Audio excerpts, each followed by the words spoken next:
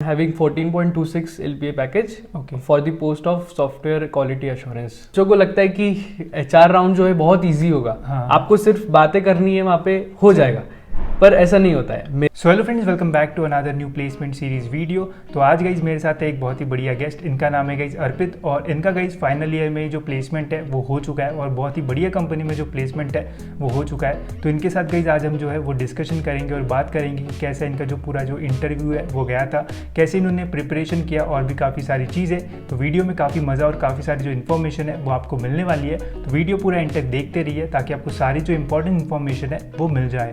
तो सबसे पहले गाइज इनका मैं आपको जो बेसिक इंट्रोडक्शन है वो दे देता हूँ और फिर आगे हम जो है वो इंटरव्यू में बढ़ते हैं। तो पहले अपना जो बेसिक इंट्रोडक्शन है वो दे दें इनको। Hello guys, hello Sachin. हाँ, my name is Arpit Bisne and I am from Bhopal and मैं अपनी इंजीनियरिंग डिग्री सिंहगढ़ से परस्यू कर रहा हूँ and I am from computer department. Okay, तो ये जो है वो भोपाल से है, ठीक है, बहुत ही बढ़िया शहर से आते हैं। तो सबसे पहले मेरा इनसे एक ही क्वेश्चन है कि आपको 10th और 12th में कितने परसेंट थे, क्योंकि जो क्राइटेरिया है सभी कंपनी का एक क्राइटेरिया रहता है, स्पेशली ऑन कैंपस कंपनी का, कि इतने परसेंट रहना चाहिए तभी आप एलिजिबल रहोगे। तो आपको 10th और 12th में कितने परसेंट थे? सचिन, मुझे 10th में 10 CGPA ही थे और 12th में मेरे को 87.4% तो 10th में 10 CGPA। हाँ, अरे भाई बहुत बढ़िया, ठीक है। और जो अभी ग्रेजुएशन चल रहा है तो उसमें एवरेज CGPA? एवरेज मेरा 9 चल रहा है CGPA। ओके, और सपोज इंजीनियरिंग में अभी जो अपना फेज था तो कोविड आ गया था। हाँ, तो सपोज अगर कोविड नहीं होता तो ये 9 के पास होता या फिर नीचे होता? नहीं 9 के पास नहीं हो पाता, पर हाँ 8.5 तक तो था, क्योंकि मेरा फर्स्ट ईयर में ही 8.6 था। तो अगर कोविड नहीं आता तो आई एम श्योर कि भाई 8.6 के ऊपर ही होता मेरा CGPA। तो देखो 8.5 8.6 अगर रहता है तो बहुत बढ़िया है। मतलब इसमें मतलब मैक्सिमम कंपनीज में जो है वो आप बैठ पाओगे, इतना जो है वो अश्योरेंस हमें मिल जाता है।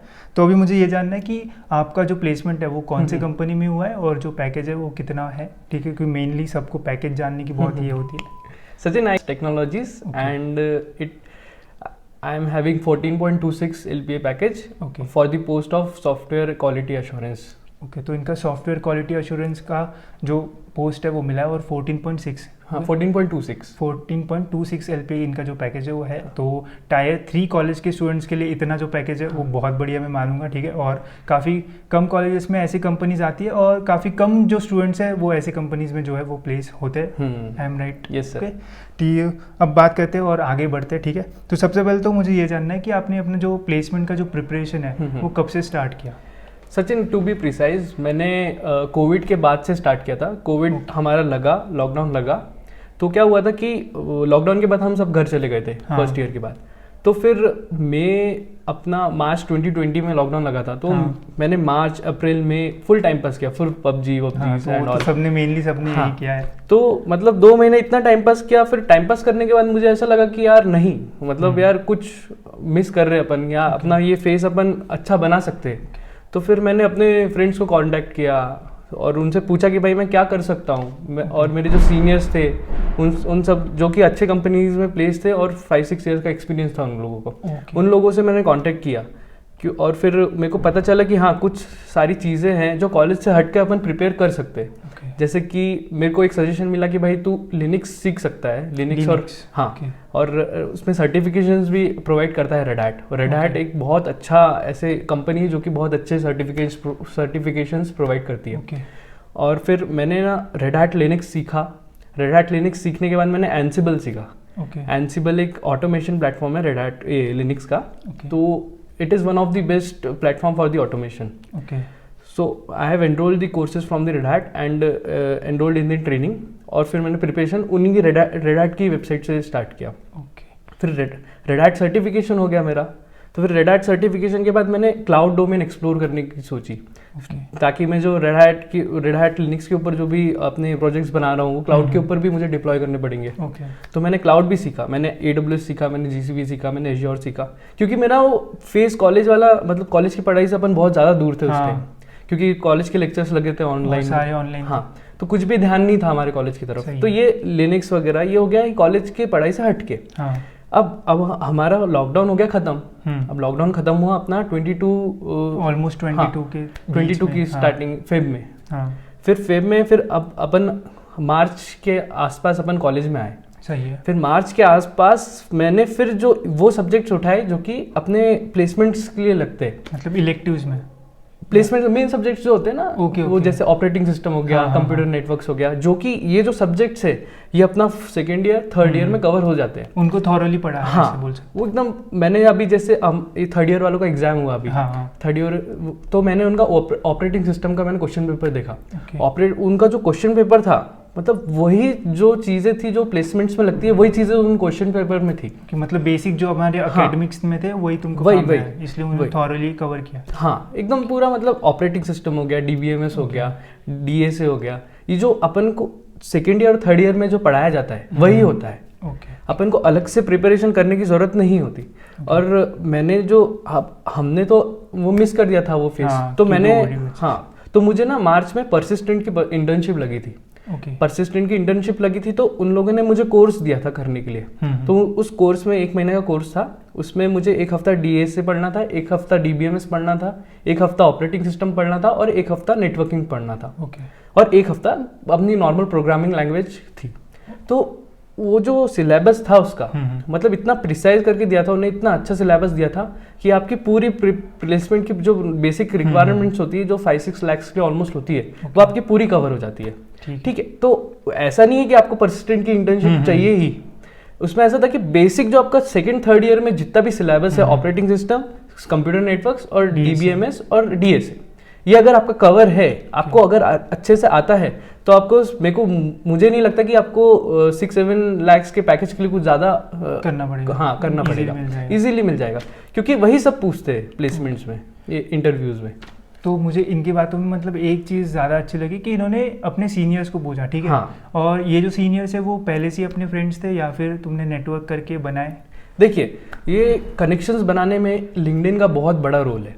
लिंक्डइन अगर आप अच्छे से एक्सप्लोर करें, आप धीरे धीरे देखिए दूसरे लोग क्या कर रहे हैं, और अगर आप हेल्प मांगेंगे तो हर कोई आपकी हेल्प करना चाहता है। ऐसा नहीं है कि कोई आपकी हेल्प नहीं कर।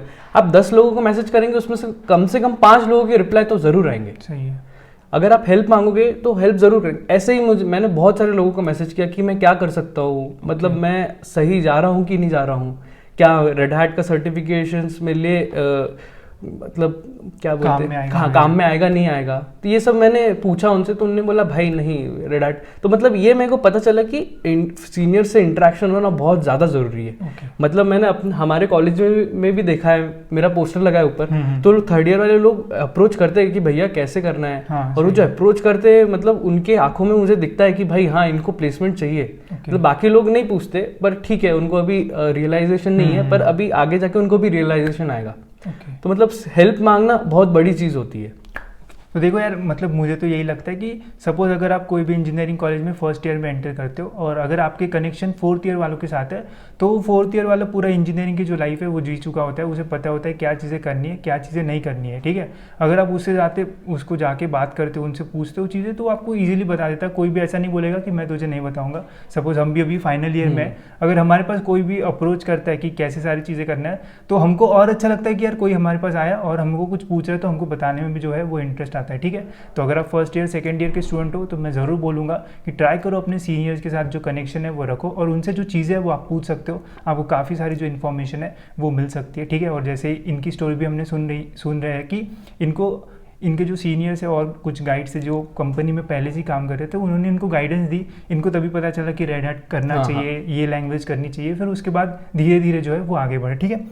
तो बढ़ते हैं हमारे नेक्स्ट क्वेश्चन की ओर, जो कि है कि जो कोई एक्स्ट्रा सर्टिफिकेशन कोर्सेज है वो करना चाहिए या नहीं करना चाहिए, क्योंकि बेसिकली अभी का जो मार्केट सीन है उसमें ऐसा है कि यूडेमी का कर लो, काम आ जाएगा, तुमको प्लेसमेंट मिल जाएगा, या फिर इंटर्नशाला की जो इंटर्नशिप है 1 महीना 1.5 महीना कर लो, काम में आ जाएगी। तो इंटर्नशाला, यूडेमी, ये बहुत ज़्यादा काम में आता है, या फिर कोई ऐसे करो जैसे कुछ सर्टिफिकेशन होती है ओरेकल वगैरह, जो कि बहुत अच्छी मानी जाती है। तो अच्छी वाली करना चाहिए या फिर बेसिक कोई भी कर लेना चाहिए? देखिए सचिन, सर्टिफिकेशन सिर्फ सर्टिफिकेट दिखाने के लिए नहीं होता है। मतलब मैं भी जब इनिशियल फेज में था, कॉलेज में फर्स्ट ईयर में आया था, तो लोगों ने बोला कि तुम सर्टिफिकेशंस करो, तुम्हें प्लेसमेंट में हेल्प होगा, सर्टिफिकेट्स आप दिखाओगे तो प्लेसमेंट में हेल्प होगा। पर सर्टिफिकेट दिखाने से कुछ भी नहीं होता। मतलब मेरे पास भी कोर्सेरा के ढेर सारे है कोर्स सर्टिफिकेशंस है, पर मुझे अगर वहाँ से नॉलेज नहीं मिला है तो कुछ भी काम के नहीं है। जैसे मेरे इंटरव्यूज में मेरे पास एज्योर का क्लाउड का सर्टिफिकेट है, मेरे पास रेड हैट का लिनक्स वाला मैंने सर्टिफिकेट बताया था। तो उनने ऐसे बताने के लिए नहीं पूछा कि भाई है कि नहीं तुम्हारे पास, उनने पूरा अंदर से एकदम स्किल्स तुम्हारे पास है कि नहीं उनने कंफर्म किया, पूरा पूछा कि भाई अब उनकी बेसिक रिक्वायरमेंट लिनक्स की ही थी मेनली। तो उनने अच्छे से पूछा कि भाई तुम्हें ये आता है कि नहीं आता है। ठीक है, क्या होता है कि यूडेमी और कोर्सेरा में कोर्स कंप्लीट करना एकदम इजी होता है। ठीक है, आप स्किप करते जाओ हो जाता है कोर्सेज, पर हमें वो नहीं करना है। मेनली हमें वो सीखना होता है बहुत सारा। मतलब कंटेंट इतना अच्छा होता है उनका, इतना इनरिच होता है कि आप बहुत सारा क्वालिटी एजुकेशन वहाँ से ले सकते हो। काफी सारे मिनी प्रोजेक्ट्स भी कर सकते हो। मिनी प्रोजेक्ट्स भी बहुत सारे देते हैं वो लोग। अगर आप वहाँ से एजुकेशन ले रहे हो, वहाँ से अगर कुछ नॉलेज ले रहे हो तो ही वो कोर्सेज कुछ काम के, नहीं तो सजेस्ट नहीं करूंगा कि अगर आप मतलब सर्टिफिकेशन सिर्फ नाम के लिए कर रहे हो तो आप उस पर टाइम वेस्ट करिए। टाइम वेस्ट ही है, क्योंकि इंजीनियरिंग का पहले पूरा जो शेड्यूल है बहुत टाइट रहता है। उसमें भी टीचर्स फर्स्ट ईयर में जाओगे, सेकंड ईयर में जाओगे, 110% बोलेंगे आपको कि सर्टिफिकेशन कोर्सेज करो।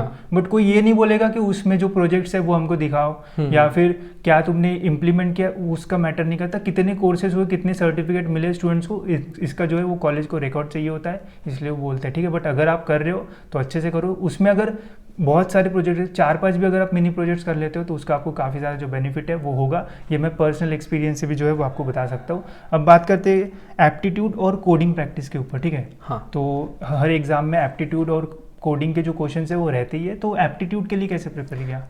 देखो सचिन, इंटरव्यूज अब हमने प्लेसमेंट मतलब कंपनी के लिए रजिस्टर किया तो उनकी पहली स्टेज ही एग्जामिनेशन होती है, असेसमेंट होता है। आईटी कंपनीज का यही होता है कि पहले एग्जाम होती है, फिर टेक्निकल या एचआर होता है। हाँ, अब वो असेसमेंट में हमें बेसिकली अपना एप्टीट्यूड होता है और हमारे सारे बेसिक सब्जेक्ट जो कि डीबीएमएस ऑपरेटिंग सिस्टम ये सब है, और कोडिंग के 1 या 2 क्वेश्चंस होते हैं। ठीक है, अगर आपकी कंपनी 5-6 लाख के लिए आ रही है तो उसमें आप बेसिक जो एप्टीट्यूड है वो आप इंडिया बिग्स हो गई वेबसाइट, वहां से कर सकते हो। यूट्यूब पे आप नॉर्मल डालिए को एप्टीट्यूड सीरीज, बहुत सारे लोगों की आपको एप्टीट्यूड सीरीज आ जाएगी। टॉपिक वाइज मिल जाता है, टॉपिक वाइज भी ऑब्वियसली मिल जाएगा। और इंडिया बिग्स तो है ही, बहुत बड़ी वेबसाइट है इंडिया बिग्स। अगर वहाँ के आप बहुत सारे क्वेश्चंस, अगर सारे क्वेश्चंस, ज़्यादा क्वेश्चंस है नहीं, हर टॉपिक पे आपको 20-25 क्वेश्चंस मिल जाएंगे। हाँ, उतने क्वेश्चंस भी हो गए। हाँ, एकदम आराम से सॉर्ट कर सकते हो आप। जिस टाइप का क्वेश्चन करना है उस टाइप का क्वेश्चन को मैंने 1 महीना लगाया था एप्टीट्यूड पे, अच्छे से मैंने किया था एप्टीट्यूड, ताकि मतलब अच्छे से मेरा असेसमेंट्स वगैरह क्लियर हो सके। क्योंकि देखो यार, कितना भी टैलेंट तुम्हारे पास रहे, अगर तुम्हारी एग्जामिनेशन नहीं निकलती है तो वो टैलेंट को कोई मतलब पूछेगा भी नहीं, क्योंकि इंटरव्यू होगा ही नहीं जब तक तुम क्वालिफाई नहीं होगे। ठीक है, तो एप्टीट्यूड और बेसिक जो कोडिंग रहती है वो बहुत इंपॉर्टेंट होती है। तो एप्टीट्यूड के लिए 1 महीना, और कोडिंग की प्रैक्टिस के लिए कौन सी लैंग्वेज ली और कितना प्रैक्टिस किया? सचिन, मैंने लॉकडाउन में मतलब फर्स्ट ईयर में मैं पाइथन था, तो लॉकडाउन में मैंने पाइथन से ही कंटिन्यू किया। पर क्या होता है कि सेकेंड ईयर थर्ड ईयर में हमें जावा और C++ से इंट्रोडक्शन हो जाता है, पर कुछ बच्चे क्या होते हैं जावा पे स्टिक रहते हैं, कुछ बच्चे C++ पे स्टिक रहते हैं, और मैंने जैसे पाइथन कंसिडर किया था तो मैंने पाइथन को ही आगे लेके चला, और मैंने हैकर रैंक पे क्वेश्चन सॉल्व किए, लीड कोड पे सॉल्व किए, कोड शेफ पे सॉल्व किए। मतलब धीरे धीरे करके मैंने क्वेश्चन सॉल्व किया, और बेसिक लेवल, इंटरमीडिएट लेवल आप आराम से 2-3 महीने के अंदर आराम से सीख सकते हो। पहले बहुत ज़्यादा प्रॉब्लम होती है जब स्टार्ट करते हो। मेरे पास बहुत सारे लोगों की क्वेरी आती है, भैया कि यार मेरे को लॉजिक नहीं बन रहा है क्वेश्चन करने में। मैंने बोला भाई तू कब से चालू किया तूने सॉल्व करना? भैया कल से चालू किया। ऐसा नहीं होता है, आपको 1-2 महीने लग जाते हैं बेसिक्स क्लियर करने में। फॉर लूप क्या होता है, वाइल लूप होता है। अब हमें पता है कि फॉर लूप वाइल लूप कितना इजी है, पर उन्हें नहीं पता होता कि कैसे काम करता है वो। इटरेशंस, लॉजिक डेवलप करना बहुत इंपॉर्टेंट। लॉजिक डेवलप करना मतलब टाइम लगता है उसमें, लॉजिक डेवलप करने में। और आपको 5-6 लाख के लिए अगर आप तैयारी कर रहे हो तो उसमें बेसिक क्वेश्चन जैसे ये अपना स्ट्रिंग में आपको वर्ड्स, अल्फाबेट्स काउंट करने हैं, प्राइम नंबर वगैरह, ये सब क्वेश्चंस ही आते हैं। पर अगर आपको अच्छे से प्रिपरेशन होगी, आपको 1-2 महीने आपने प्रिपरेशन इन कोडिंग प्लेटफॉर्म्स पे की होगी, तो आपको कोडिंग में बिल्कुल भी दिक्कत नहीं जाने वाली। पर आपको स्टार्टिंग इनिशियल फेज में प्रिपरेशन के टाइम बहुत ज़्यादा दिक्कत होगी, पर सबके साथ होती है वो दिक्कत। अगर आपको ज़्यादा दिक्कत हो रही है तो आप छोड़िए मत, अगर थोड़ा सा पूछिए, टीचर्स को पूछिए कि मैं कैसे कर सकता हूँ, क्या अप्रोचेस हो सकती है इन क्वेश्चंस को सॉल्व करने में।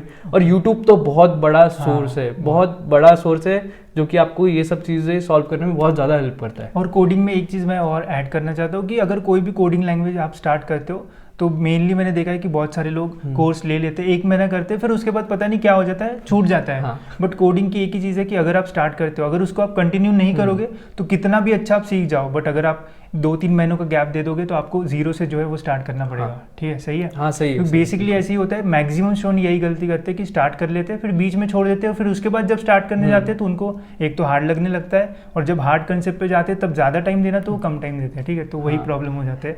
और ऐसा नहीं है कि सारी लैंग्वेज आना चाहिए, कोई भी एक लैंग्वेज अगर आपको इंटरमीडिएट लेवल तक भी आ गई ना तो ऑलमोस्ट प्लेसमेंट हो जाता है। क्योंकि सारी लैंग्वेजेस का बेसिक कोर कंसेप्ट है वो तो सेम है, बस सिंटेक्स में फर्क होता है, सिंटेक्स में चेंज होता है, और सबको लगता है कि यार ये भी आना चाहिए। बेसिक लैंग्वेज भी अगर आपको आ गई ना तो तब भी आप जो क्वेश्चन है वो सॉल्व कर पाओगे। ठीक है, तो ये हो गई हमारी कोडिंग एप्टीट्यूड और बाकी बेसिक सारी जो चीज़ों के ऊपर बात। तो अब बढ़ते गए इस इंटरव्यू की ओर। तो सबसे पहले मेरा क्वेश्चन ये है कि जो इंटरव्यू फेज था वो कितने स्टेज का था? सचिन, वो 3 स्टेज में हुआ था, उसमें 2 टेक्निकल राउंड थे और एक HR राउंड था। ओके। और इन सब के ऊपर असेसमेंट था। ओके, तो पहले असेसमेंट, फिर 2 टेक्निकल राउंड्स और फिर एक HR राउंड। ठीक है, तो सबसे पहले असेसमेंट के ऊपर जाते हैं, कौन से क्वेश्चन इनको पूछे गए और कैसे सारी चीज़ें हुई। तो जो असेसमेंट राउंड हुआ तो उसमें कौन से बेसिक क्वेश्चन थे और क्या कोडिंग वगैरह था या फिर कुछ, वो बता। सचिन, इसमें ना बेसिकली क्या था कि हमारे जो नॉर्मल सब्जेक्ट्स थे, ऑपरेटिंग सिस्टम, लिनक्स का भी पार्ट था, उसमें नेटवर्किंग था, DBMS था और अपना DSA, इनका जो थ्योरी थी सब आई थी उस मींस MCQ फॉर्मेट में। MCQ फॉर्मेट में था, और हमें सिंटैक्स दिया हुआ था कोडिंग का, सूडो कोड टाइप। हाँ, सूडो कोड दिया हुआ था, उसका आउटपुट हमें प्रेडिक्ट करना था। और हमारा बेसिकली यही था उसमें। ओके, और कोई कोड वगैरह था? हाँ, 2 कोडिंग क्वेश्चन थे। हाँ, टाइप करने के 2 कोडिंग क्वेश्चन थे जो कि तो मेनली देखो, अगर आप IT कंपनीज के प्लेसमेंट में बैठोगे तो यही होता है कि असेसमेंट पहले होता है, उसमें हमारे सब्जेक्टिव क्वेश्चन रहते हैं MCQ बेस्ड, और 2 कोडिंग के जो क्वेश्चन है वो रहते हैं। अगर कोडिंग हो गया तो समझ लेना कि आप सेकंड राउंड के लिए चले गए। ठीक है, क्योंकि मेनली जो MCQs है वो सब कर लेते हैं, जितना मुझे पता है। और अगर कोड रन नहीं हुआ तो रिजेक्टेड, कोड रन हुआ तो फिर सिलेक्टेड। ठीक है, ऐसे ही होता है मेनली। तो अब बढ़ते हैं नेक्स्ट राउंड, टेक्निकल राउंड की ओर। ठीक है, तो टेक्निकल राउंड 1 हुआ होगा पहले, तो उसमें क्या सारी चीज़ें हुई और क्या क्या पूछा गया? टेक्निकल 1 राउंड चालू हुआ मेरा। तो उसमें सबसे जो मेजर इम्पैक्ट था मेरा, जो मुझे लगता है कि वो था इंट्रोडक्शन। इंट्रोडक्शन हमारा जो इंटरव्यू है उसका सबसे इम्पोर्टेंट पार्ट है। आप इंट्रोडक्शन के थ्रू आप बताओ कि आप कितने कॉन्फिडेंट हो, आपको कितना आता है। सही है। अगर उसको सामने इंटरव्यूअर को आपकी एक इमेज मिल गई तो वो इमेज के मुताबिक ही वो आपसे क्वेश्चंस पूछेगा, और 50% माइंडसेट इंटरव्यूअर का वहीं पे सेट हो जाता है कि इस बंदे को लेना है कि नहीं लेना है। 50% आपने वहीं पे क्रैक कर लिया, आपका इंट्रोडक्शन अगर प्रॉपर है तो। अब इंट्रोडक्शन हो गया, अब इंट्रोडक्शन के बाद वही बेसिक्स क्वेश्चंस पूछेंगे आपसे, कुछ हटके नहीं पूछने वाले। मतलब जो आपने इंट्रोडक्शन दिया उसके ऊपर, उसी के ऊपर आप जो मेंशन करोगे आपको वही क्वेश्चंस पूछेंगे, अगर उन्हें इम्पैक्टफुल लगा तो। नहीं तो वो अपने क्वेश्चंस पूछेंगे। सही है। हाँ, और अगर सपोज मतलब काफ़ी सारे लोगों का यही क्वेश्चन होगा कि जो इंट्रोडक्शन हम देते हैं उसमें बेसिक कौन सी ऐसी चीज़ें रहना चाहिए कि जो हर इंट्रोडक्शन में रहनी ही चाहिए? देखिए, इंट्रोडक्शन में क्या होता है कि हमें कहाँ से है, क्या है, पापा का नाम क्या है, ये सब आप नहीं भी बताएंगे तो भी चलेगा। क्या होता है कि उनको आपके बारे में पता करना है, आपके पास क्या स्किल्स है, उनको उस चीज़ से फ़र्क पड़ता है। आप अपना इंट्रोडक्शन दीजिए, आपके मार्क्स कितने हैं वो बताइए। अब उसके बाद आप अपना बताइए कि आपने क्या क्या किया 2-3 सालों में, आपका बहुत सारी जो अचीवमेंट्स थी क्या क्या रही हैं आपकी, और आपने मतलब क्या क्या वीकनेसेस थी आपकी, वही वीकनेसेस उसमें कंसिडर करिए जो जिस पे आप काम कर रहे हैं। जैसे आप मान लीजिए कि मैं मतलब जैसे मैं हूँ, मुझे टाइम वेस्ट बहुत मैं करता हूँ, ये मेरी वीकनेस है मान के चलिए। ठीक है, तो मैं तभी कंसिडर उसको बताऊंगा कि हाँ मैं कुछ कर रहा हूँ, मेरा जो टाइम मैनेजमेंट है उसके लिए मैं कुछ कर रहा हूँ। वही जो सारी वीकनेसेस है वो आपको वहाँ पे मेंशन करना पड़ेगा। मतलब अगर वीकनेस बताई तो उसके लिए आप क्या कर रहे हो, क्या कर रहे हो, वो इम्पोर्टेंट है। ठीक है, मतलब क्या होता है कि अपने वीकनेसेस तो बहुत कम लोग बता पाते हैं। अगर आप वीकनेसेस बता रहे हैं और उसके लिए क्या कर रहे हैं आप, अगर आप बताएंगे तो आप बहुत ज़्यादा इम्पैक्टफुल होता है वो। और स्ट्रेंथ्स तो हर कोई बताता ही है। ये जो आपको स्ट्रेंथ्स वीकनेसेस आप बता रहे हैं, इसमें बहुत ज़्यादा टेक्निकल साउंड करना पड़ेगा। अगर आप ऐसे कैजुअली बताएंगे तो वो नहीं चलेगा भाई। क्योंकि काफ़ी सारे ऐसे लोग होते हैं कि जब इंटरव्यू पूछते हैं तभी वो अपने मन में क्वेश्चन मतलब पूरा आंसर फ्रेम करते हैं उस टाइम। हाँ। तो उससे अच्छा आपके पास काफ़ी टाइम है, 3 साल पढ़े रहते हैं इंजीनियरिंग में, अपना एक इंट्रोडक्शन जो है वो आप पहले से ही तैयार कर सकते हो और इम्पैक्टफुल 10-12 लोगों को सुना सकते हो। काफ़ी सारे लोग रहते हैं इंजीनियरिंग कॉलेज में जो सुनते हैं, तो उनको सुना दो और उनसे इनपुट लो कि क्या चेंजेस करना चाहिए। वो ज़्यादा आपके लिए जो है वो इफेक्टिव रहेगा। साथ ही में जब इंट्रोडक्शन देते हैं तो प्रोजेक्ट के बारे में बताना चाहिए या फिर नहीं? हाँ, अगर आप कॉन्फिडेंट हो आपके प्रोजेक्ट के बारे में, आपको बहुत ज़्यादा डीप नॉलेज है, तो आप प्रोजेक्ट के बारे में बहुत ज़्यादा अपना इम्पैक्ट दीजिए। क्योंकि अगर आप उसमें कॉन्फिडेंट है, आपको पता है उसमें आपने क्या किया है, तो क्यों ना बताए। तो पता चलता है कि आपने क्या काम किया है, आपने आपके ऊपर जो स्किल्स है उसको उसके ऊपर आपने कहाँ इम्प्लीमेंटेशन किया है उन स्किल्स का, तो प्रोजेक्ट का बताना भी बहुत ज़रूरी हो जाता है। क्योंकि करिकुलम सबके लिए सेम होता है, उस करिकुलम का यूज़ क्या किया और उससे क्या इम्प्लीमेंट किया, ये अगर आप बताओगे तो और ज़्यादा जो है वो इम्पैक्टफुल जो है चीज़ें होती है। तो ये तो हो गया इंट्रोडक्शन। तो और कुछ ऐसी स्पेसिफिक चीज़ें जो कि आपको पूछी गई और जो आपको याद है कि ये ऐसा स्पेसिफिक जो क्वेश्चन है वो पूछा गया था? स्पेसिफिक मुझे 6 मंथ्स हो गया इंटरव्यू दिए हुए, पर मुझे ना कोडिंग क्वेश्चंस अभी भी याद है। कोडिंग में उन्होंने बोला था कि पहले मेंशन किया कि डीएसए आता है कि नहीं आपको, तो मैंने बोला हाँ आता है, मुझे इंटरमीडिएट लेवल का आता है मुझे डीएसए। तो फिर उन्होंने पूछा कि कौन सा डेटा स्ट्रक्चर आता है। मैंने बताया कि लिंक लिस्ट मुझे अच्छे से आता है, ट्रीज ग्राफ्स नहीं आता, बाकी सब आते हैं मुझे, स्टैक्स क्यू हो गया। तो फिर उन्होंने बोला कि आपको पूरे लिंक लिस्ट पे सारे जो ऑपरेशंस है सारे इंप्लीमेंट करके दिखाइए। तो मैंने सारे ऑपरेशंस उनको लाइव कोड करके दिखाया।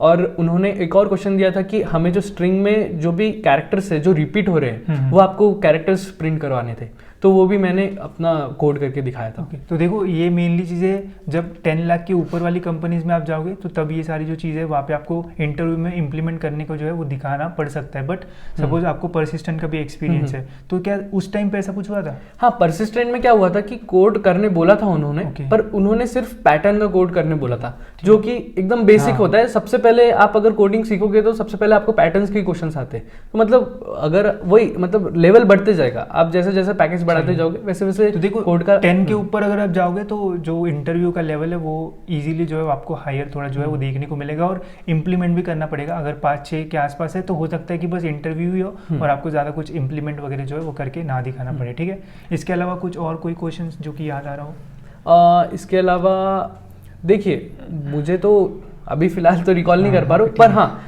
मेरा जो इंटरव्यू हुआ था एकदम ऐसा हुआ था कि मुझे जो नॉलेज था मैंने उनको बता दिया था कि मुझे ये फील्ड का आता है, तो उन्होंने उसी के बेसिस पे मुझे क्वेश्चंस पूछे। और मतलब अगर आपको वो चीज़ आ रही है और वही क्वेश्चंस अगर आपसे पूछे जा रहे हैं तो ऐसा लगता है कि इंटरव्यू नहीं हो रहा है, वो हमारा डिस्कशन टाइप हो रहा है, ऐसा लगता है। तो डिस्कशंस हो रहा है तो उसमें तो अपन वैसे भी करिए एक्सेल तो कर सकते हैं। ऐसा टॉपिक जिसके बारे में आपको सभी चीज़ें पता है तो फिर कोई कुछ भी पूछ ले वो आपको आ जाएगा। ठीक है, और इंटरव्यू में मेनली ऐसा होता है कि जब आप इंट्रोडक्शन देते हो, चीज़ें बताते हो, तो उसी के ऊपर पूछा जाएगा। ठीक है, अगर आप C++ बोलोगे तो आपको पाइथन से जो क्वेश्चन या फिर ऐसा कुछ है वो नहीं पूछने वाला है। और सबसे इंपॉर्टेंट बात डीएसए के ऊपर बात करते हैं। ठीक है, तो काफ़ी सारे लोगों का ऐसा है कि डीएसए आना चाहिए नहीं आना चाहिए, और जो 4, 5, 6, 7, 8 लाख की कंपनीज होती है उसमें डीएसए पूछा जाता है या नहीं। तो इनके दोनों ऐसे कंपनीज में प्लेसमेंट हुआ है, तो जो लोअर पैकेज वाली थी उसमें डीएसए पे ज़्यादा फोकस था या फिर हायर में ज़्यादा फोकस? उसमें डीएसए देखिए स्टैक और क्यू का सिर्फ वो पूछा था। मेरा परसिस्टेंट का इंटरव्यू था, उसमें स्टैक और क्यू का सिर्फ अपना इंट्रोडक्शन टाइप था। और बाकी मतलब मेरे फ्रेंड्स के जो रहे हैं रिव्यूज रहे हैं तो उनको डीएसए की थ्योरी तो मेनली पूछी गई थी। थ्योरी पूछी गई थी, एल्गोरिदम्स, डिजिस्ट्रा एल्गोरिदम्स वगैरह इन सब टाइप्स के एल्गोरिदम्स पूछे गए थे। तो आपको थ्योरी तो आपकी स्ट्रॉन्ग करनी है। थ्योरी स्ट्रॉन्ग करने में कुछ नहीं लगता, बहुत जल्दी हो जाती है थ्योरी तो और अपना करिकुलम में डीएसए ऑलरेडी है, तो डीएसए आप उतना भी अगर कर लेते हैं तो इंट्रोडक्टरी लेवल का डीएसए हो जाता है। और उतना जो डीएसए सीख रहे हैं उसका कोड भी आप करिए, जो सॉर्टिंग एल्गोरिदम तो रहती है हमारे, सॉर्टिंग हो गया, अपना सर्चिंग एल्गोरिदम्स हो गया। बेसिकली ये तो आपको बहुत अच्छे से करना है, कौन सा एल्गोरिदम अच्छा है, कौन सा एल्गोरिदम कॉम्प्लेक्सिटीज, हाँ तो ये सब चीज़ें आपको करना ही पड़ेगा भाई। ये सब बेसिक लेवल की चीज़ें, ये सब का आप स्किप नहीं कर सकते। अगर मतलब बेसिक देखो 5, 6, 7 पे जा रहे हो इतना पैकेज पे, तो आपको बेसिक चीज़ें अगर आती है तो बहुत बढ़िया। मतलब डीएसए में पता है कि एल्गोरिदम्स का क्यों यूज़ करते हैं, अगर बेसिक पूछ लिया कि what are algorithms and why they are used, अगर इसमें अगर आप लैग कर गए तो फिर समझ लीजिए कि आगे वाले पे क्या इंपैक्ट पड़ेगा। ठीक है, तो ये बेसिक चीज़ें आपको ज़रूर जो है वो करना चाहिए। ठीक है, तो L1 में मतलब इंटरव्यू 1 में ये पूछा गया। सेकेंड जो टेक्निकल राउंड हुआ तो उसमें और क्या थी? मेरा पहला जो L1 था तो उसमें ना मेरा 45 to 50 मिनट्स इंटरव्यू चला था। ओके। और मेरा सेकंड इंटरव्यू भी उतना ही कुछ 50 मिनट्स अराउंड था। तो इसमें अब उन लोगों ने मुझे ये किया कि आपको हमारी रिक्वायरमेंट जो है वो लिनक्स और क्लाउड की है, भाई वो आता है कि नहीं आपको? मैंने बोला हाँ सर मुझे आता है, मेरे पास सर्टिफिकेशन है। अब उनने बोला ठीक है भाई, सर्टिफिकेशन तो सबके पास होता है, अब नॉलेज है कि नहीं आपके पास? तो उन लोगों ने फिर क्रॉस चेक करना शुरू किया। मतलब फिर उन्होंने पूछा कि क्लाउड कौन से क्लाउड आते हैं आपको? मैंने बताया एज्योर आता है, AWS आता है, मुझे GCP आता है। फिर उन्होंने पूछा कि भाई आप एज्योर में इंस्टेंस कैसे क्रिएट कर सकते हैं, वेरियस सर्विसेज उनके VPCs क्या होता है, आप SQL सर्विसेज क्या है, ये सब सारी जो क्वेश्चंस बेसिक क्वेश्चंस ही है, ठीक है, यही सब उन्होंने पूछा। और फिर उसके बाद में क्लाउड का हो गया। फिर उन्होंने मेन जो था फोकस उनका लिनक्स पे था। लिनक्स का उन्होंने मेन डायरेक्टरीज कौन सी होती है, आप अपना वेब पेज कैसे डिप्लॉय कर सकते हैं लिनक्स के ऊपर, ये सब सारे क्वेश्चंस थे उसमें। ओके। तो मेनली तुमने मतलब जो डोमेन तुमने किया उसको देख के अपनी कंपनी सिलेक्ट की थी क्या? नहीं ऐसा नहीं था। अब कंपनी की रिक्वायरमेंट में वो मतलब फिट हो गया था। जैसी कंपनी की रिक्वायरमेंट आई और आपके में जो स्किल्स थे वो एकदम मैच हो गए। हाँ ऐसा हुआ। सही है। तो ये हो गए इनके 2 टेक्निकल राउंड्स। अब एक राउंड बचता है जो कि मतलब उनको ही चांस मिलता है जिसका मैक्सिमम जो है वो सिलेक्शन हो जाता है, जो कि होता है HR राउंड, ठीक है। तो HR राउंड में आपको क्या सारी चीजें पूछी गई? देखिए सचिन, क्या होता है कि बच्चों को लगता है कि HR राउंड जो है बहुत ईजी होगा, आपको सिर्फ बातें करनी है वहाँ पे हो जाएगा, पर ऐसा नहीं होता है। मेरी कंपनी में जो हुआ था 6 बच्चे सेलेक्ट हुए थे टेक्निकल 2 में, और HR में उसमें से सिर्फ 4 ही लोग सेलेक्ट हो पाए 6 में से। हाँ 6 में से। तो आप सोचिए कि HR की कितनी अहमियत है। मेरा HR भी 40 मिनट्स तक चला था। रेयर होता है, हाँ बहुत सकते हैं। हाँ पर क्या होता है कि वो अच्छे से जान लेते हैं कि भाई आप सूटेबल हो कि नहीं हो, आप में नेगेटिविटी तो नहीं है, आप क्या आगे जाके कंपनी छोड़ने वाले तो नहीं हो, ये सब चीज़ें वो लोग क्रॉस चेक करते हैं। मुझे अभी भी याद है कि उन्होंने मुझे क्वेश्चंस पूछा, मतलब एक ऐसा क्वेश्चन पूछा था कि जहाँ पे मैं इतना ज़्यादा स्टक हो गया था। उन्होंने मुझे पूछा कि कल के अर्पित में और आज जो मेरे सामने अर्पित बैठा है क्या डिफरेंस है? अब आप में सेल्फ एनालाइजेशन नहीं होगा तो आप नहीं बता पाओगे। मैं बिल्कुल भी ब्लैंक हो गया, मतलब कुछ भी नहीं बता पाया। फिर उन्होंने मुझे सामने से बताया कि भाई अर्पित देख, कल तुझे पता था कि कल मुझे इंटरव्यू देना है, और आज तुझे ये पता है कि आज तेरे सारे इंटरव्यूज हो चुके हैं और सिर्फ तेरा HR बचा है। मतलब ये सेल्फ एनालाइजेशन का पार्ट है। तो उन्होंने बताया कि सेल्फ एनालाइजेशन कितना इंपॉर्टेंट है, ये सब चीज़ें। अब जैसे मेरा 12th में 87.4% था और मेरे को 10th में 10 CGPA था। तो उन्होंने पूछा कि भाई क्यों कम हुआ? तो मैंने उनको बताया कि हाँ कुछ प्रॉब्लम्स आ गई थी मुझे 12th के टाइम पे, तो जिसकी वजह से, तो हाँ ये कंसिडरेबल था, इसलिए उन्होंने माना। आप झूठ बोलोगे तो आप पकड़े जाओगे, इजीली पकड़े जाते हैं, क्योंकि इजीली जो हम बात करते हैं समझ में टोन में जो चेंज आ जाता है। और इंटरव्यूअर बहुत ज्यादा स्मार्ट होता है, HR तो कुछ ज्यादा ही स्मार्ट होता है, क्योंकि HR के ऊपर ही डिपेंड करता है कि वो पर्टिकुलर बंदे को देना है कि लेना है कि नहीं लेना है। अब देखिए पैकेज, उनको भी इन्वेस्ट करना है अपने ऊपर, तो वो लोग अच्छे से सोच समझ के ही आपको लेंगे। तो आपको अपनी नेगेटिविटी नहीं दिखानी है उधर। अगर आप स्ट्रेंथ्स बता रहे हैं तो बहुत अच्छा है, अगर आप वीकनेसेस बता रहे हैं तो आपको वीकनेसेस के लिए क्या इंप्रूवमेंट कर रहे हैं आप, वो लाना बहुत ज़्यादा ज़रूरी हो जाता है। क्योंकि ऐसा तो होता नहीं कि वीकनेस हमें उस टाइम पता चलती है, वीकनेस हमें पहले से पता होती है। तो अगर हम कुछ वीकनेस बताते हैं तो वो सीधा क्वेश्चन पूछेंगे कि ये वीकनेस आपको पता थी तो आपने इसके लिए क्या किया। अगर वो आंसर आपके पास रहता तो ज़्यादा अच्छा होगा, ठीक है। इसके अलावा और HR में कुछ इंपॉर्टेंट? हाँ इंपॉर्टेंट तो बस यही था मेन, कि आपको सेल्फ एनालाइजेशन होना बहुत ज़्यादा ज़रूरी है, क्योंकि एकदम ट्रिक होता है। मतलब उनको पता होता है कि कहाँ बच्चा फंस सकता है। अगर आपको अच्छे से कॉन्फिडेंट हो रहेंगे और आप डर अपना अलग रखेंगे तो आप इन सब क्वेश्चंस को आप आराम से सॉल्व कर सकते हो। और सबसे इम्पोर्टेंट कि आपका जो इंटरव्यू होता है ये ऑफलाइन हुआ था या फिर ऑनलाइन? इंटरव्यू तो मेरा ऑनलाइन था, ऑनलाइन पूरी प्रोसेस ऑनलाइन थी। तो ऑनलाइन और ऑफलाइन कोई इंटरव्यू हुआ है? ऑफलाइन मेरा इंटरव्यू नहीं हुआ है। ओके। तो ऑनलाइन और ऑफलाइन में भी थोड़ा बहुत जो डिफरेंस है वो रहता है, क्योंकि ऑनलाइन में हो जाता है कि हमें अपने कंफर्ट स्पेस में जो है हम बैठ सकते हैं। ऑफलाइन में कैसा होता है कि हमें एक साथ हमारे सामने सारे बच्चे होते हैं जो कि हमारे साथ कम्पीट कर रहे होते हैं, साथ ही में हमें ड्रेस ऐसे पहन के जाना होता है जो कि हमारे लिए उतना कंफर्टेबल नहीं होता है, ठीक है। तो ऑफलाइन का भी कुछ अलग एक्सपीरियंस है, उसके बारे में भी हम आगे नेक्स्ट कुछ इंटरव्यूज़ में जो है वो बात करेंगे। तो अब बढ़ते गए कुछ नेक्स्ट क्वेश्चन की ओर जो कि और ज़्यादा इंपॉर्टेंट है।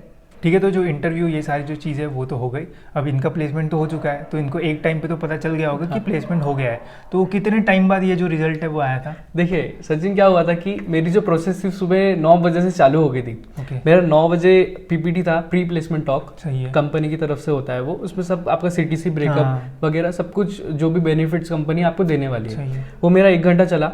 फिर मेरा 11 बजे मेरा टेस्ट हुआ, 11 से 12 मेरा टेस्ट चला, और फिर 1 बजे से इंटरव्यू चालू हो गए थे। ओके। एक ही दिन। तो मेरा इंटरव्यू, पहला जो इंटरव्यू था मेरा 3 बजे कुछ शेड्यूल हुआ था, 1 बजे से मतलब सारे लोगों का हो गया था, तो मेरा लास्ट नंबर था उसमें, तो मेरा 3 साढ़े 3 बजे कुछ नंबर आया था, वो मेरा 1 घंटा चला। फिर मेरा दूसरा इंटरव्यू 7 बजे था शाम को। ओके। 7 से 7:45 तक मेरा पहला दूसरा इंटरव्यू चला, और फिर जो तीसरा एचआर था वो मेरा 8 बजे चालू हुआ शाम को, और रात में 9 बजे जाके खत्म हुआ। तो उसके बाद में मैंने फिर अपना टीपीओ से पूछा कि सर अभी क्या है रिजल्ट का, तो उन्होंने बोला कि भाई रुको, अभी रिजल्ट नहीं आएगा। पर 15 मिनट में उन लोगों ने मुझे रिजल्ट दे दिया। इतनी एक्साइटमेंट हुई थी कि क्या बताऊं, मतलब बहुत ज़्यादा खुशी हो रही थी कि भाई क्या अच्छा। मतलब फिर अब मैंने घर पे बताया, मतलब घर पे मतलब मम्मी पापा को नहीं बताया, मेरे कज़न को बताया कि भाई प्लेसमेंट तो हो गया है, अच्छा खासा पैकेज लगा है। तो बोलते वाह यार बहुत बढ़िया। मतलब मैंने उसको बोला कि भाई गेस कर कितना पैकेज होगा, तो उसने फर्स्ट शॉट में बोला कि भाई 14 होगा। मतलब वाह यार। फिर उसके बाद में अब मैंने सोचा कि अब घर पे तो बताना है। अब घर पे फिर पापा का फ़ोन आया कि भाई क्या कर रहा है, खाना खाया कि नहीं खाया। बोला हाँ पापा खाया। फिर पापा ने पूछा भाई तेरा आज इंटरव्यू था, क्या हुआ? बोला पापा नहीं हुआ इंटरव्यू तो 14। बोला अच्छा चलो प्रिपरेशन करते रहो, देखते अभी अपना हो जाएगा कहीं ना कहीं। मैं ठीक है पापा। अब रात में 1 बज गया, सोते सोते नींद ही नहीं आ रही थी। मेरा रूममेट भोलेश्वर चौधरी है, वो और मैं इतना खुश थे, मतलब उसको भी इतनी खुशी हो रही थी। अगर आपका अच्छा दोस्त होता है ना, उसको आपकी छोटी छोटी चीजों में बहुत मतलब एकदम प्लेसमेंट का इनिशियल फेज था, एकदम इनिशियल फेज, मतलब फर्स्ट कंपनी थी वेरिटास। मतलब इतना अच्छा लग रहा था उसको भी मुझे भी। फिर उसने मेरे को बोला भाई तू घर जा, और घर जाके सरप्राइज दे पापा को। मतलब ठीक है भाई। मैं फिर रात में 1 बजे टिकट्स बुक की, और फिर दूसरे दिन मैं निकला दोपहर में, और फिर तीसरे दिन पहुंचा मैं सुबह। भोपाल यहाँ से बहुत दूर है तो टाइम लग जाता है। फिर मैं पहुंचा सुबह 6 बजे पहुंचा। अब क्या होता है कि अगर आपको कुछ करना होता है ना, मतलब पूरी प्रकृति सच में लग जाती है उस चीज़ को करने के लिए। और मेरे पापा की मुझे आज भी याद है कि फर्स्ट शिफ्ट थी, मतलब सुबह ड्यूटी जाते हो 6 बजे और दोपहर में 3 बजे आते हैं। मैंने कज़न को बता के रखा था भाई मैं आने वाला हूँ। उसने बोला भाई तेरे पापा की तो ड्यूटी है। मतलब ठीक है अब क्या कर सकते हैं, मम्मी को बताऊंगा जाके। फिर पापा, तो मैं सुबह पहुंचा, मैं 7 बजे घर पहुंचा, तो पता चला कि पापा ने उस दिन छुट्टी ली है कोइंसिडेंटली। मतलब पापा भी घर पे, मैं गया घर पे, पापा सो रहे थे अंदर। पापा आ गया, मैं पापा अरे वाह बेटा तू आ गया। फिर मैं बताया पापा मैं कुछ लेके आया हूँ आपके लिए। पापा बोले अच्छा शर्ट वगैरह लाया है क्या? बोला नहीं पापा कुछ लेके आया हूँ। पापा बोले क्या लाया यार, सोने थे अभी थोड़ी देर। बोला नहीं पापा चलो तो बाहर, कुछ लाया हूँ। फिर पापा बैठे हॉल में, मम्मी को बिठाया। क्या हुआ भाई क्या लाया है? भाई कुछ नहीं। पापा तो गेस करो आप क्या लाया। पापा ने बोला भाई तू पैकेज लाया है क्या?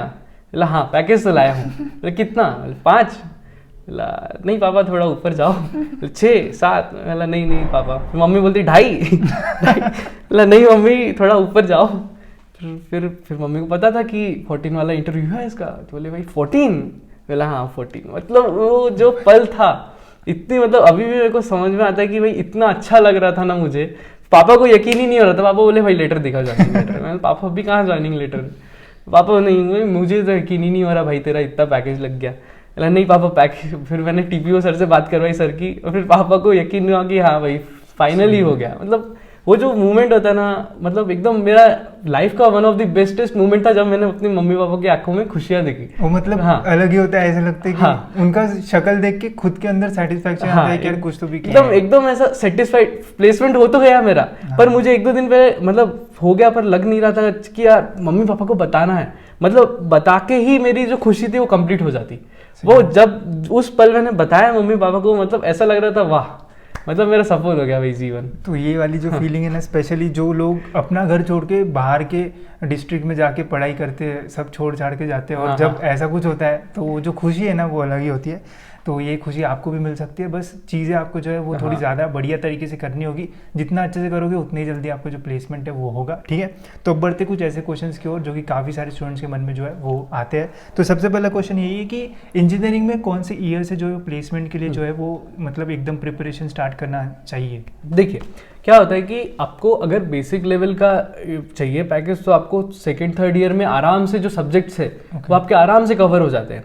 आप अगर रेगुलरली कॉलेज जा रहे हैं तो आपको ना अलग से प्रिपरेशन करने की जरूरत नहीं होती।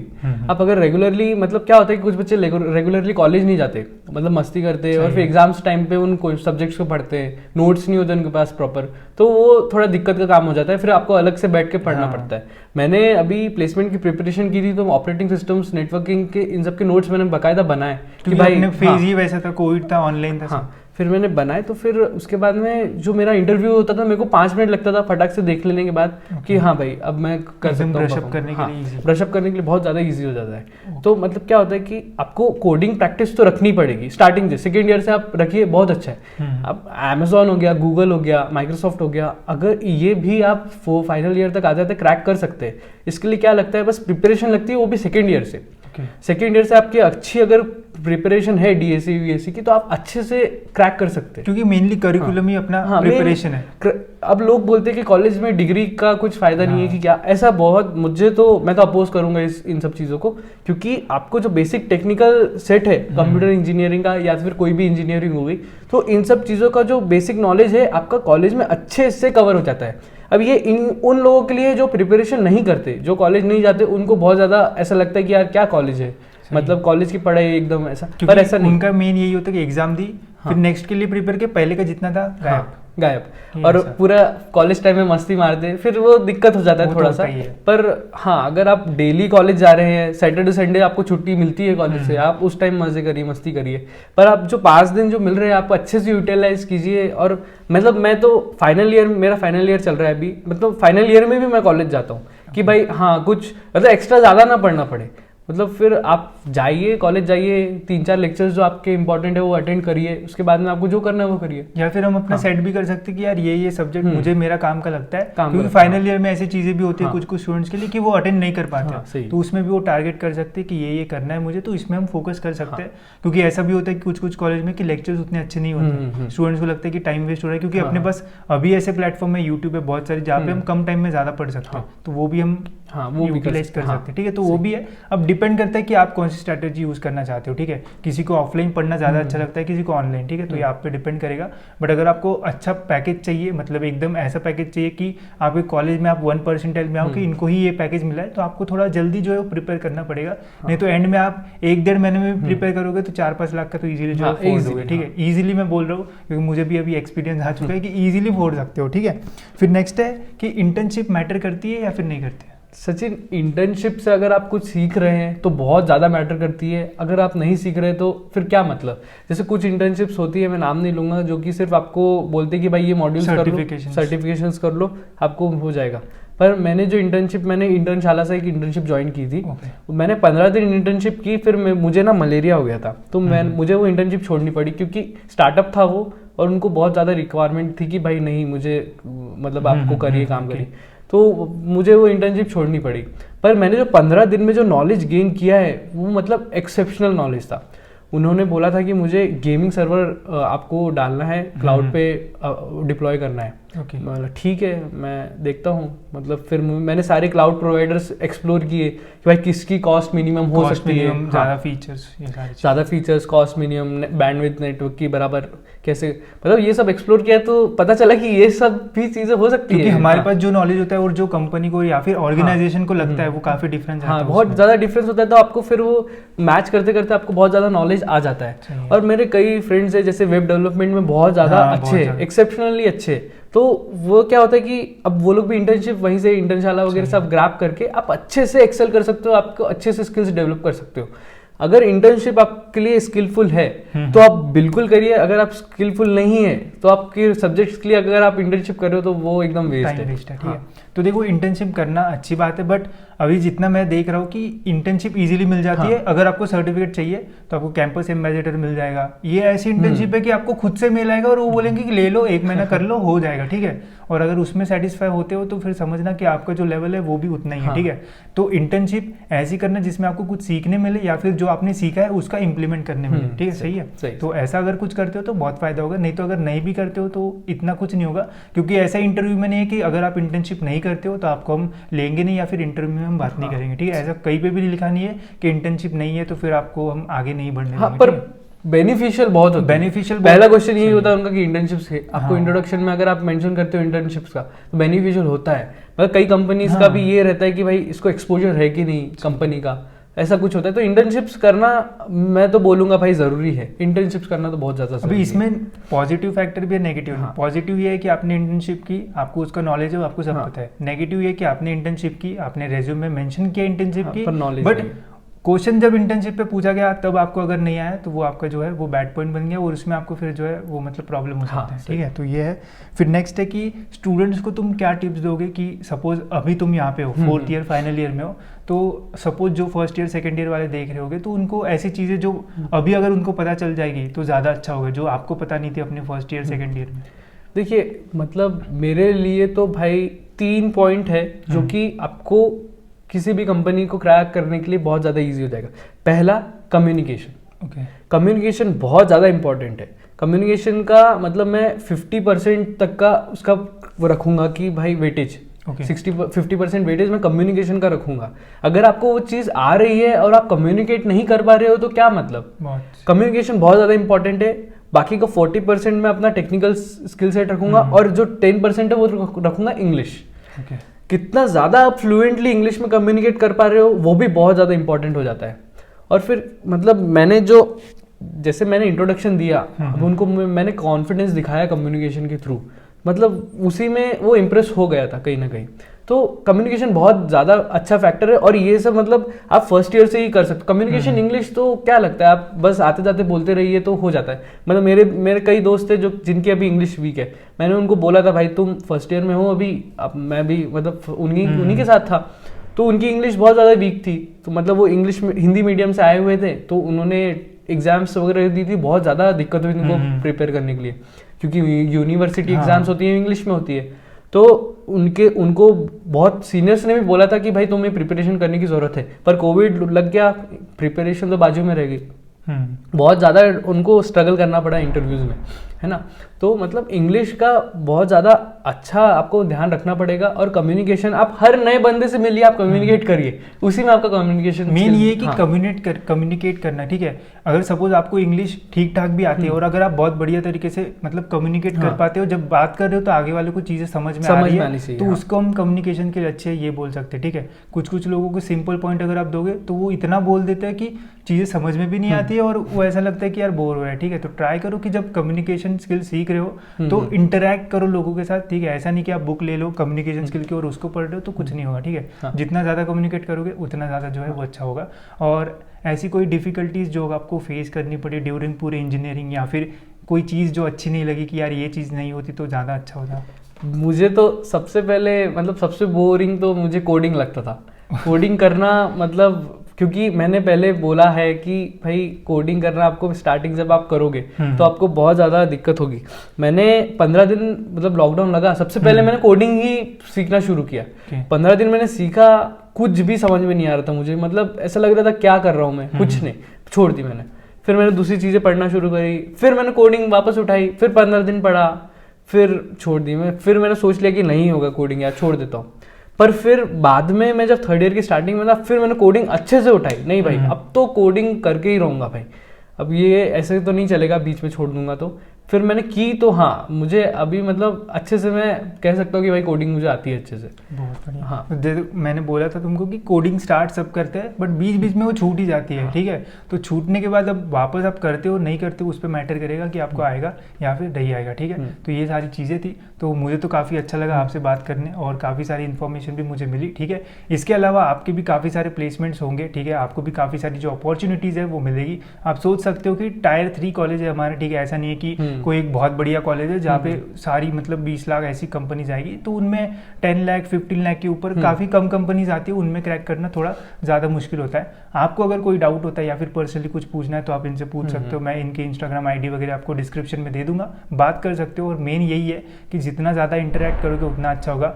आपके कॉलेज में इंटरेक्ट करो, सीनियर से इंटरेक्ट करो, टीचर्स भी हेल्प करते हैं जितना मुझे लगता है। मैंने पहले ही बोला कि हेल्प करने से कोई आपको मदद नहीं करेगा, मना नहीं करेगा।